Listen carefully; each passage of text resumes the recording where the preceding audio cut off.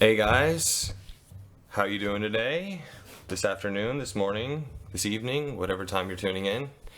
This is Garrett with the Heavily Addicted podcast again, and like I've said before, this is just a little experiment that we're trying out, trying to get into the podcast sphere and get some stories out, get some perspective on addiction, perspective on recovery. Maybe it'll resonate with some people, and we're going to have a good time while we're doing it. So this is episode 5, and we are going to be talking about a different class of drugs today, specifically benzodiazepines, and more specifically than that, which was my benzo of choice, is Xanax. And in my opinion, it's probably the most addictive drug. It was the drug that was the hardest for me to quit. I quit doing heroin and opiates before I was able to quit doing Xanax. I think it just creates a different kind of mental hold on you, or specifically on me, because I am a person that did have anxiety. And so being able to numb out all my worries and fears really was an addictive thing. What's your take on it? Xanax? Yeah, just in general. What comes to mind when you think of Xanax? Anxiety. Yeah. Right. Most people take it for anxiety. Have you taken it before? I've taken it a couple times. What did it do to you?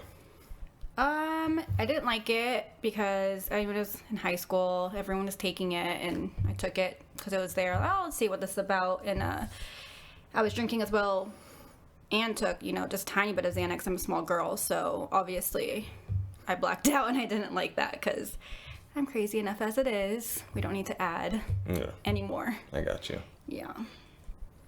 I don't get it, but I know people are really heavily addicted to Xanax. Mm-hmm, absolutely. I think it's I've heard a lot of people, I think, pass out or just black out in the first couple experiences with it, and it really turns them off of it. I was really young the first time I took it. I was 15, and I was given it by someone's older relative, like someone who's like 50, like an adult, like a responsible adult. We told them that I had anxiety, and they gave me a couple. And why would someone adult give you medication when you're 15 years old? You're a boy. I don't know. I've thought about that before, and I think that she just looked at it as like medication that's basically the same as being over the counter. It's absolutely not. I know, obviously now. It was before Xanax was like a really big thing. It is a big thing. No, but I mean before it was really popular. It's not that it wasn't popular. You probably just weren't aware of it because you were a young child, like a boy in high school. But it wasn't like in rap lyrics and all that kind of shit yet. I'm sure it was. You probably weren't listening to that music when you were in high school. I'm sure nowadays it's all mainstream. Yeah, but when we were no, it probably was always very serious. Yes. I just feel like it wasn't as like known about, and kids weren't like popping them yet all the time. Like now, like kids that are pretty young, it's all over the internet. It wasn't like there wasn't as much internet access then, that kind of stuff. I don't know, but yeah, she gave me a couple, and I just remember I blacked out. But like the only thing I really remember is all of my. I was describing it to someone. It was like, what's the opposite of being anxious? It's like carefree, and like that's how I felt. I just didn't give a fuck. But to what certain extent, though? So you take how much? Like how much Xanax do you take? It's like what? Yeah, exactly. Like it all depends on the dose, right? Yeah. So she gave me, I think I took 3 milligrams. How much is that? That's like a bar and a half. So Xanax bar is how much? Xanax bar is 2 milligrams. So what types of different? They come in all. So like typically, if someone gets a prescription, it's their first prescription they're ever getting. They'll give them like either 0.25 milligrams a day or 0.5 milligrams a day. So that's a quarter or an eighth of a bar. And a bar is 2 milligrams. A bar is what everybody's doing on the street, though. I definitely have heard about that. Yeah. But like, I remember the first time I got a prescription for benzos, I was 15, and they gave me a prescription for Ativan, which is just a different benzo. It's not as like, so there's a bunch of different benzos. Xanax is the most popular because Xanax is like the one, in my opinion, that creates the most euphoria, and it definitely I would say fucks you up the most out of any of the other benzos. But why would you want to feel so out of control? Or like blacking out where you don't even remember, or I don't know. I always looked at that as kind of a negative side effect to it, but it obviously wasn't the feeling I was going for. I was going for more the not giving a fuck and the euphoria. And I didn't mind the blacking out because like once I had a tolerance, I wouldn't black out as much. I still don't believe that, sorry. Well, it's just how it works, you know. I would just have to take more to black out to that point. Because you build a tolerance, I'm sure. But your average person taking Xanax, everyone I talk to, they don't remember. They black out. Even brought during the day, not even drinking, nothing. The Xanax, like I've heard it many, many times where people are like, I said, what? I'm like, Jesus. Yeah. Lay off the Xanax. It's definitely a quick way to black out. But yeah, so there's a few different reasons I think it's the worst drug. So one is I think it's the most addictive. Like, so when that feeling of not giving a fuck, and it creates, you know, an attitude where you're doing shit that goes against your values. Morals and values, Character, yeah. And so when you sober up and you realize the shit that you've done, you feel guilty about it. Well, what's the cure for feeling guilty about that? Taking more. It's like drinking. Exactly. It just creates this vicious cycle of, you know, doing the same shit deep, and then just digging yourself into a deeper and deeper and deeper hole. So say you're prescribed to it, can you abuse it then? Or how can you abuse it if you're prescribed and they give you a certain amount per month, say? Well, I mean, I got prescriptions that were big enough that I didn't need to abuse the prescription to get fucked up. I had, when I was like 22 or so, I had a doctor who was like an older guy.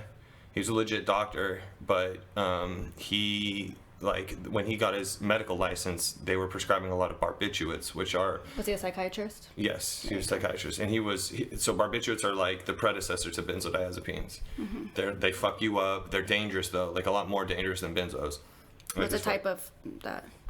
They don't really prescribe it a lot anymore. Phenobarbital is one. Seconal is what a lot of, like, in our parents' generation, they were doing a lot of these things. They would call them Reds, and that's Seconal. It's a barbiturate.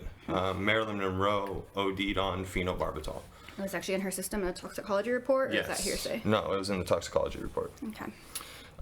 So anyways, when benzodiazepines were invented or discovered, they replaced barbiturates and were supposed to be a safer, non-addictive solution to the barbiturate question. And so when he was getting his medical license, barbiturates were still being prescribed.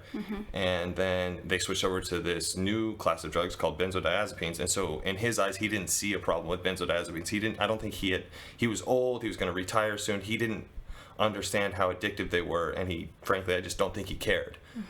And so he wrote me a prescription for, I was getting 4 Xanax bars a day, every day. So 120 bars a month. That seems a little... It's a lot. Excessive. It's a lot. It's enough that I don't remember a lot of that whole year. Like, most of that year I was blacked out. That's scary. Well, I do remember you picked me up that one day. Yeah, I remember when we went. That was when we were hanging out in Mission Beach. Even prior from my house, and you don't remember. That was way before. Okay. Yeah. Well, I don't know what that issue was. I don't know either. That's when I was getting a lot of Klonopin from down south. Okay, so. Anyway. So that's the first reason I think it's the worst drug. What else is there? There's a bunch. Yeah, there's Klonopin. Xanax. Ativan. Valium. Oh, Valium. The benzo. Yeah. Oof.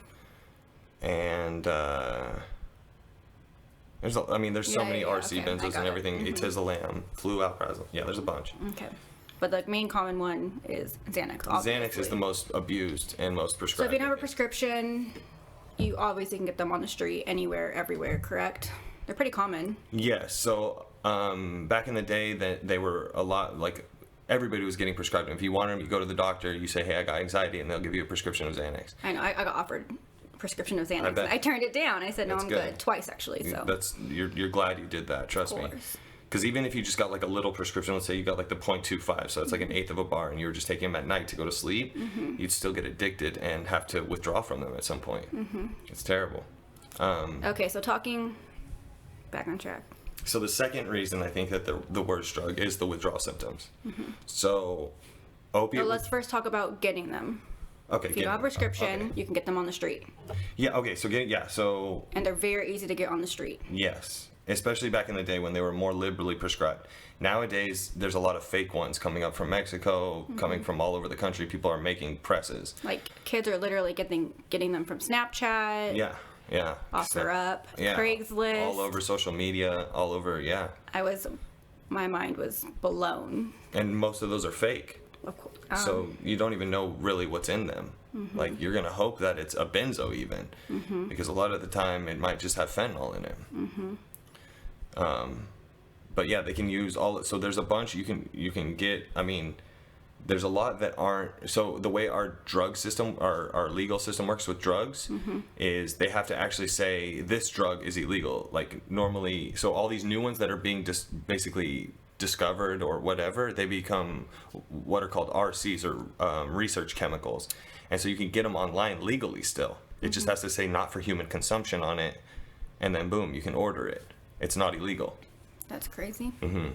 So it's like, just think if you're a parent It's terrifying. and your kids are taking these, who knows what. These benzos that haven't been researched at all, that could be deadly in a very small dose, just because they read on a forum that it's not dangerous, you know what I mean? But no real research has been, and they could be growing cancer in them every time We're they take it. killing them, these or dying, kids. They don't know what's in this. Absolutely. Who knows?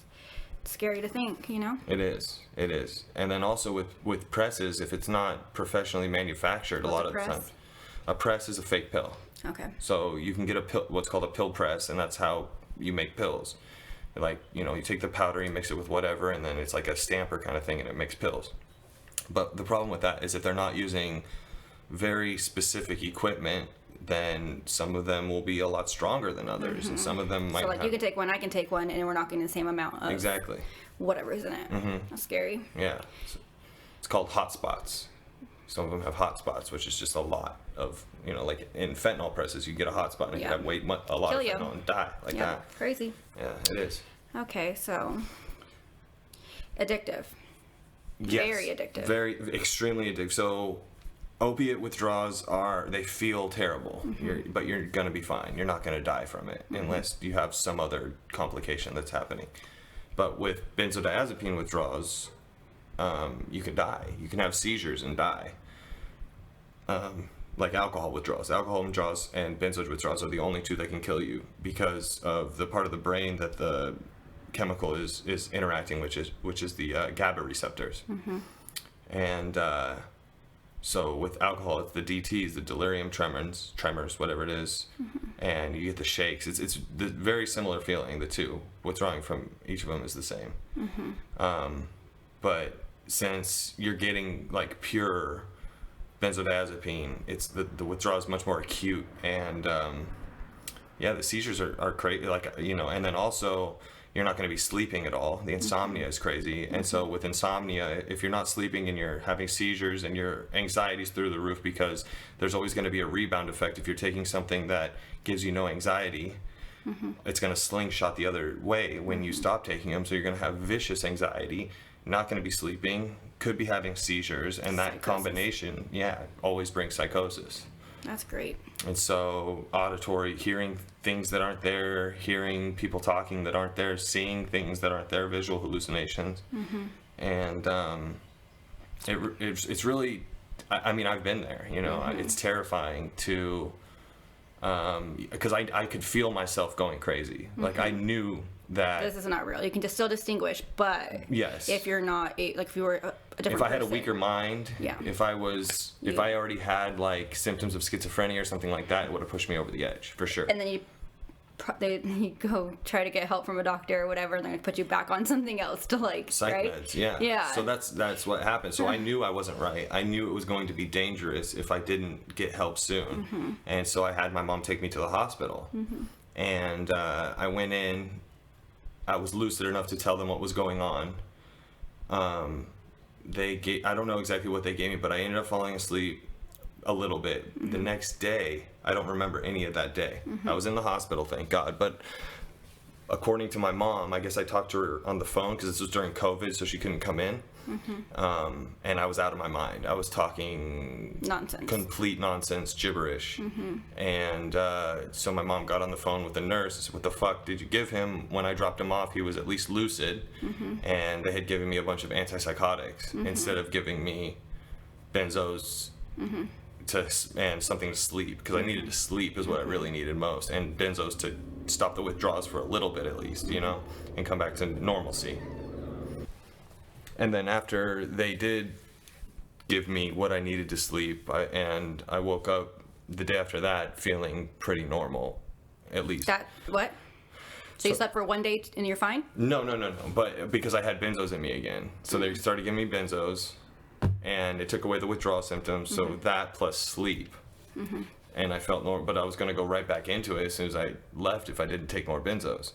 I had to like titrate off of them again. I don't think I did, though. I think what I ended up doing is I did stop completely after that, and went through another month of like hell, but it wasn't ever as intense as it was when I ended up going to the hospital. I managed to get a couple hours of sleep at night, and started to feel relatively normal after probably a month of torture. It was probably one of the worst months of my life. Yeah. What else helped get you through that? I luckily had a place to sleep, and I just stayed home the whole time. I tried to drink as much water as possible, because that's important. I wasn't really able to stomach anything. I was not hungry at all, like the whole time. But eating would have helped if I was able to get down as much food as possible. I was smoking a lot of weed, and that helped to relax a little bit and help me get some sleep occasionally. But yeah, there's not much you can do with benzo withdrawals. It's really just tough it out and try to relax. I was doing a lot of like meditating. That helped a lot to relax me. Calm your mind? Yeah, to try to get a few hours of sleep at night. Okay. But yeah, there's not much you can do.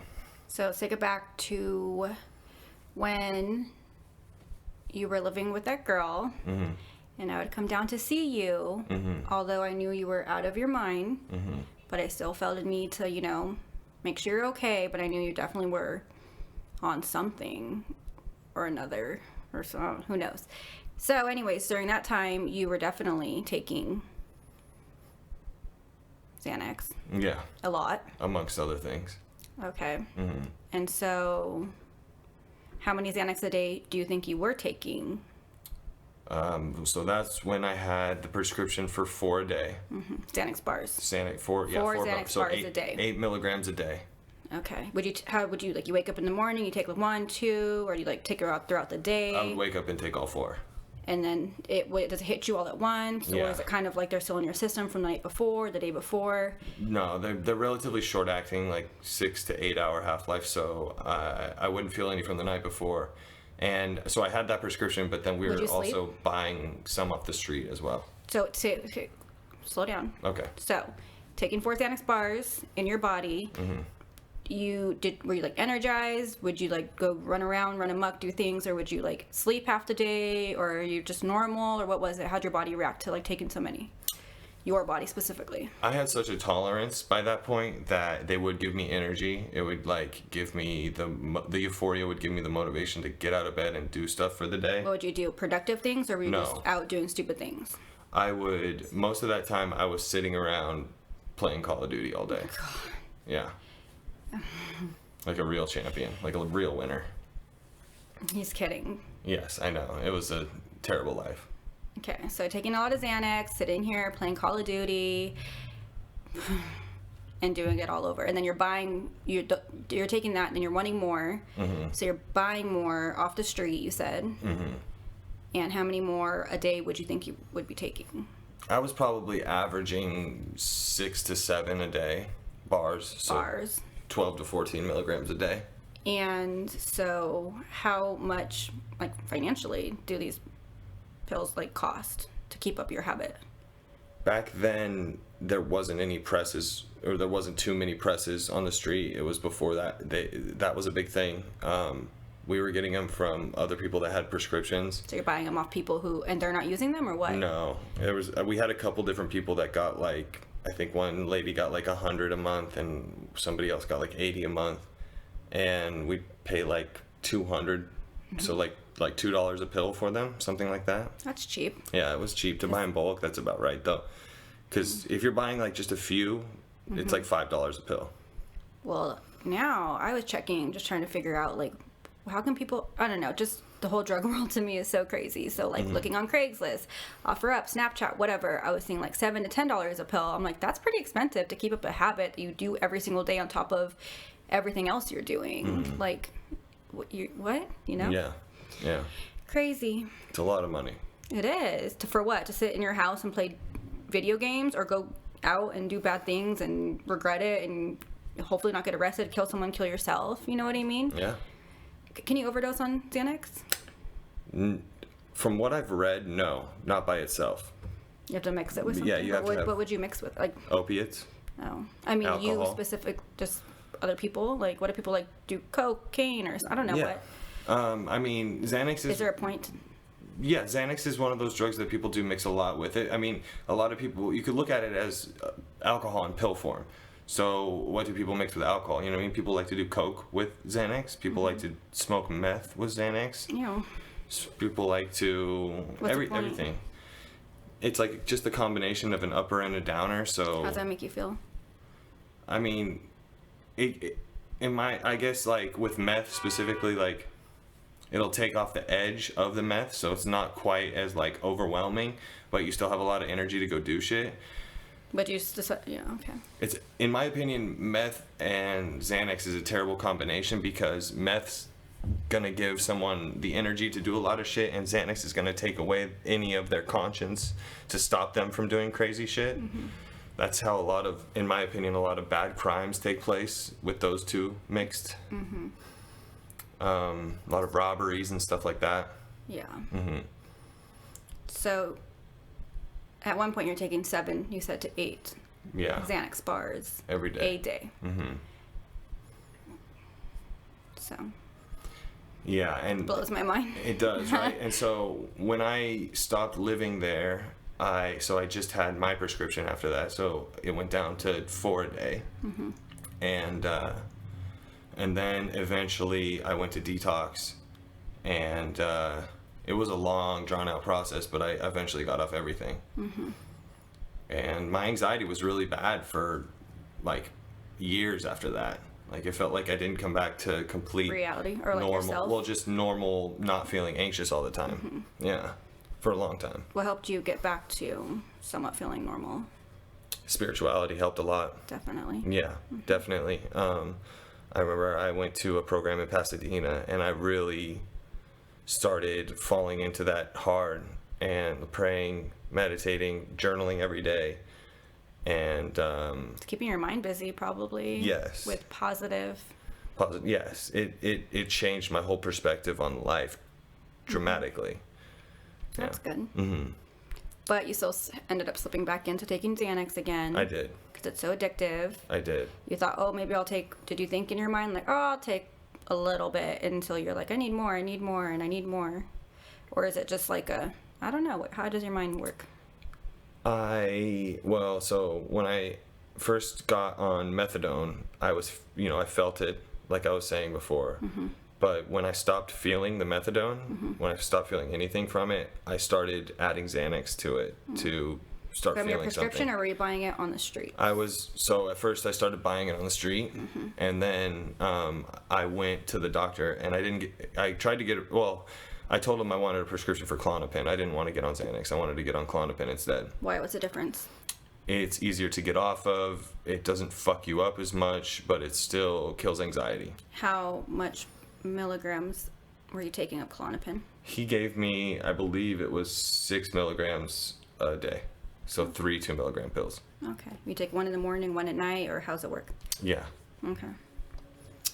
So. Spread out through the day. What are the worst decisions you have, narrow it down to a couple things that were you wish you could maybe take back, or I don't know if you take them back, but what are the name couple things that Xanax made you do that you absolutely wouldn't have done being sober, that were detrimental to yourself or someone else?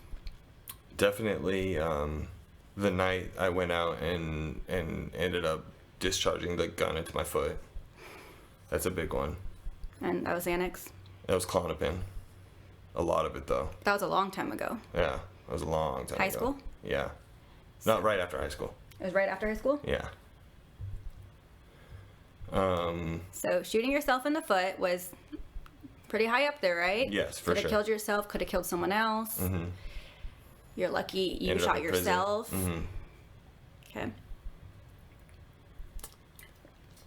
So that's one. That's one for sure. Dangerous. Extremely. I would say that going and I mean, this isn't really necessarily one specific event, but anytime that I was crossing over the border, I would need To Xanax. Mexico. Yeah, back from Mexico with anything. So if I was bringing anything back across the border, You would take Xanax I would to like need ease. to have the bravery to do it. I would need Xanax. Dangerous. Very. Could have Illegal. ended me up in federal prison. Definitely don't condone No. smuggling. Drugs. It's bad. Okay. And now what else? Man, there's just so many. So you definitely do a lot of things you would not, just so out of character for you. It's extremely out of character, yeah. And then you're kind of just on a roll of just doing stuff just all the time, you know? It's Yeah. dangerous. You're lucky you are alive. You're lucky you aren't in jail. You're lucky that you haven't killed, you know? It could have been bad. I swear it's almost worse than drinking alcohol, because alcohol, at least you're like, oh, I might not get in my vehicle. I might, you know, I don't know what people do, you know? Xanax, I feel like people are just on a mission, you know, and it's like more Xanax, this, that, and you just, people on Xanax, you look at them, unless, this is my perspective, you can't really tell sometimes. Like drinking, you can smell alcohol in their breath, you can just tell when someone's been drinking, but like with Xanax, it's like, my perspective, I believe, unless you take too much, you get, your words do get like slurry and you get kind of slow, but other than that, sometimes I just can't tell, you know, and they don't remember anything. So that's dangerous. Very dangerous. Extremely. Yeah. Yeah, I feel like with Xanax, it's like black or white. Like, if you take it, you go into that not remembering, making decisions that aren't you. With drinking, it's more like there's a gray area in between. Like, you have to get blacked out drunk before you get to that point. But with Xanax, it's like one pill, you're there. Okay. What else can we talk about? How a lot of people do take it nowadays. Xanax is so common. Yeah. I think that because it's not an opiate, because rappers are all talking about it like it's such a fun thing to do and shit, it minimalizes how dangerous it really is and how much it really alters your like Your mindset, your way of thinking, your like rationale. definitely, and it can Right. permanently do that. You know, especially if you get addicted to it and start doing it all the time. Do you think that there is any like long-term lasting effects? Like you can like brain damage? Because I mean, I forget who I talked to, who used to do a lot of Xanax, and when I have talked to him, I don't know if he just talks slower or I don't know if it was just Xanax or it's a mixture of whatever he was doing, but like I kind of feel like he's just not the same anymore. He's sober now? Oh, wow. I mean, he drinks alcohol, but other than that, nothing. Yeah. It could be that, I think that obviously if you overdose even once and you stop breathing and your brain gets, it doesn't get enough oxygen for a while, that can cause permanent brain damage. I think that also prolonged heavy Xanax use or benzo use could have effects on cognition, especially memory. Because it's so bad for your memory to begin with. I think it can. I don't know. Well, it's like what I say with alcohol, like long-term alcohol abuse. It just like takes away the gray matter in your brain, and you can never get that back, And gray matter is pretty important. Very. Yeah. So Don't quote me on that, but I'm pretty sure. Yeah. Yeah, we're not doctors. So, I just think that, so like, yeah, like, What would you say to kids now on the street that they're in high school, there could be Xanax around, you know, is it a party? Like, kids are, you know, curious, peer pressure of that sort, like, but you don't realize how quickly it can turn into an addiction. and with Xanax, it's like, It's so easy. you're going to be blacked out. You're not going to be able to control the decisions that you make. And one decision's going to ruin the rest of your life. You get behind the wheel and you kill someone. Or you have unprotected sex and you're pregnant now, you're going to have a baby. Or there's just... And the addiction as well. That's not even, you know. And what then if there's you that. try it and you love it and you're like, oh, why haven't, you know, and then there you go, down a long road of addiction. Definitely. It just makes life so unlivable. It's so hard to live life without short-term memory. Like when you're taking it every day, it's just impossible. It's impossible to do anything. Like that's why, so going back to prescriptions, like I think that it should only be prescribed in very like short periods of time for like if someone goes through a death in the family or is having severe panic attacks and they only take it when they have panic attacks. It should not be As used needed. for generalized anxiety disorder every day. Definitely not. Benzo should not be at all. But I also, even for me, you know, with my psychiatrist, pushing Xanax on me, Xanax on me. I'm like, I don't need it. It's a situational thing that I believe it was situational. I'm not a psychiatrist, I'm not a doctor, but I was like, I don't, you know what I mean? I was like, Yeah, I'm crazy. okay. I'm going to like, you know, I'll work it out, but I'm not, I've seen what it's done to everyone. So I'm like, that's the last thing. But a lot of people have. I mean, imagine if you were But I just also think- uneducated in the subject. Also, what I'm saying too, exactly, but psychiatrists are, you know, they're meant to push a certain whatever Yeah, drug, you know, absolutely. because there's actually this one other documentary I watched, you know, where, you know, they are just pushing Xanax and that's how they make their money and how people make their money. They meet their quota and, you know, so on and so forth. There's certain incentives to There you prescribe go, certain yeah. drugs, for sure. It's sad. It's scary. And yeah, if you weren't educated in the subject and you were just like, oh, like you just believed everything a doctor's going to tell you and you started taking those fucking things, who knows? It's scary. Like I believe that doctors should really do their research and especially when they have the power to prescribe such powerful addictive substances. And see, benzos, so like the way that our laws work, benzos are Schedule 3. What? Oh, So this is like controlled substances. So Schedule 1 means completely illegal. There's no medical use. That's like heroin and then Schedule 2 is there's some medical use, but it's like very, very controlled. So it's like Adderall. Cocaine's actually Schedule 2 because it can still be prescribed in rare cases, or it used to be. And like Oxycontin is Schedule 2. And then Schedule 3 is even less controlled than Schedule 2, and Xanax is there. Benzos are there. and 3. In 3, so they're less controlled than opiates, but I think that they're Nice. More just as addictive. addictive or Yeah. more addictive. Yeah, Interesting. I think they have worse side effects, worse short-term and long-term side effects. Crazy. It is. Yeah. So when I mentioned this briefly before, but when I was 15 and I got that first prescription, it was for Ativan. But I was pill seeking already by that point. I was pill seeking. I was trying to get benzos. And so Why? Because I had tried Xanax already and I liked it, and I wanted to try. I wanted to just get some benzos because I thought they felt good, and so I was telling him I was having panic attacks, and I was telling him all this and that, and so he wrote me the prescription. I think he gave me 31 milligram or half milligram lorazepam, which is Ativan. Lorazepam, and I took I think I took 18 of them the first night, and I slept. So that's another dangerous. Sleeping. Yeah, I slept. Yeah, so that's another dangerous thing with benzos is you'll take however many. So you take one, let's say, and let's say I have a pocket full of Xanax bars and I take one. You don't remember. You either don't remember or you go, oh, I don't feel it. I'm gonna take another one, and then Yeah. you forget how many you took, and all of a sudden you've gone through. So that's what happened with those. I went through I didn't mean to take that many, but and then I slept for 24 hours straight. And I remember my dad got home from work. I thought he was leaving for work. And he goes, go get me your prescription, because they knew that I had just gotten this prescription, but they let me keep it. But they're obviously going to keep a close eye on it. And I had it in my pocket, and I just pulled it out of my pocket and gave it to him, and they counted them, and there's X missing. we actually talked about sleeping. One time, probably like, I don't know, 5 years ago, I was, working late nights, and I was just tired, the same thing. And I ended up taking just a tiny bit of a Xanax bar, like nothing, just to sleep. And then I told you I slept a lot. The next day, it was almost to like 2 days later. I thought, oh, it's out of my system. I'm good. I had a couple drinks. And after that first drink, I was like loopy. And like, people are like, you're acting different. I'm like, oh my God, it must be the Xanax. Still in my system. I barely took any, had like literally a cocktail. And I was loopy, Yeah, for sure. That's scary. It is. Yeah.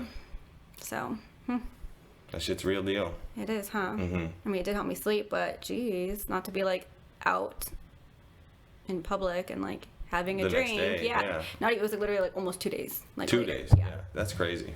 That's scary. It is.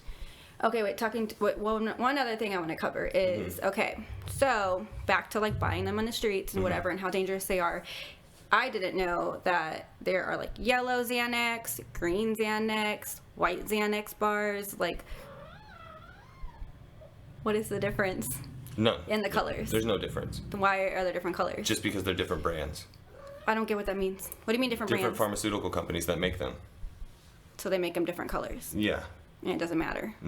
If they're bars, Are there specific terms for them? Because I remember I was trying to like do my research on it. Because like, what is going on with like, whatever? They're like, these are green Hulks and these are. that's just street. That's like just street slang names. for Okay, them, I was yeah. like, what? Like I don't. yellow school buses. Coming from someone the who has no, Hulks. yeah. Okay, that's why I was like, what? But they're all just 2 milligram Xanax. Yeah. So they're all just different. It doesn't matter the colors. Just whatever. Yeah. So if those were most likely, if they were on the street, then they were most likely presses. But people press all the different colors too. Yeah. Most of the time, the presses are white. See, that's the thing. I was like confused because I was like, what? I don't know. Just all the it was all the street terms. If I was a parent, I wouldn't know. Yeah. Yeah. I'm over here like, you just don't think. No clue. So. Yeah, but it's just different. Like, Thought that was if you get informative. different Advils, might be different colors because of depending on which brand you get. Okay, makes sense. Yeah, it's just that. But I'm saying like street wise. Yeah, I mean, We're not buying Advil on the street. I know, get what you mean. yeah. Yes. But back when they were all prescription, before there was any fake ones being made, then they were all just 2 milligrams Xanax from different pharmaceutical companies.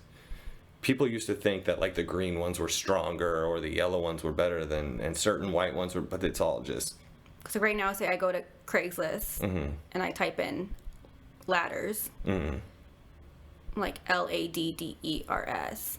We probably shouldn't be telling them how to do this. Well, for parents, it's crazy. Okay, take I it guess it back. is explicit. It doesn't matter, right? I don't know. What do you think? If I was a parent, Yeah, of course. You'd want to know. hell But yeah. the specifics of what they're searching, though. Yeah, so Don't you that, think people are selling them on offer up? Like That's crazy. I didn't that know is that. crazy to me. On any type of thing, Snapchat is pretty common now, but like offer up where you you just type something in, boom. it's crazy. Yeah, so yeah, that's If I was a parent, I would slang want to term for know. it. Okay. If my kid is out trying to, my high school, Look at the search history and see ladders and know what the fuck is going on. yeah, I'd want to know. I get what you're saying. It could save a life, Yeah, I get what you're saying. especially nowadays with everything laced with fentanyl and stuff like that. Absolutely. As a parent, I'd want to know because Gotcha. there's parents that are oblivious that Definitely. don't know. So don't shoot the messenger. I was just wondering. Okay. Okay. Yeah, it's crazy I'm not that. condoning the behavior, but Obviously, just to I know. see, Yeah, to have, it's clear, it's a truth, and it could save a life. absolutely. You know. Okay. Moving on. Xanax. Yeah, it's a terrible drug. It really is. I remember I had a conversation with a psychiatrist one time in detox, and we were talking about the different benzos, and he was saying, he was saying that Xanax is the worst one to withdraw from. Like the other benzos, like the way he phrased it is Xanax has its own black magic compared to the other benzos. Like there's just something about that specific drug that's way more addictive and way harder to withdraw from. So when you go to detox, they're going to give you other benzos to withdraw from the Xanax. They usually give you something that's longer acting, like Klonopin or Valium. And yeah, Xanax is just the worst one for sure. Okay. It destroyed my life. It didn't destroy your life because it destroyed a part of your life. It was close to completely ending me for sure. But it didn't. So It didn't. It was a part of your life that you didn't destroy your life, but it had the potential. Has the potential to, for sure. Yes. And if I kept doing it, it would have. You probably. Mm-hmm. So, at least you're off of it. I am. Never looking back. Never. Why would you want to put yourself through all that again? I never do. And for me, typically, I do it one time, and I'll do it every day thereafter. So That's called an addict. yeah, I know. There you go. Well, that's what an addict is. So I know I can't even do it one time. Yeah. Yeah. Okay. Anyway, so I guess that's all we have to talk about Xanax then. Until next time. Until next time. Thank you guys for listening. I hope you enjoyed our little conversation about Xanax. Just, you know. The more you know. The more you know. We'll be coming out with another one soon. And hope to catch you next time. Take care, you guys.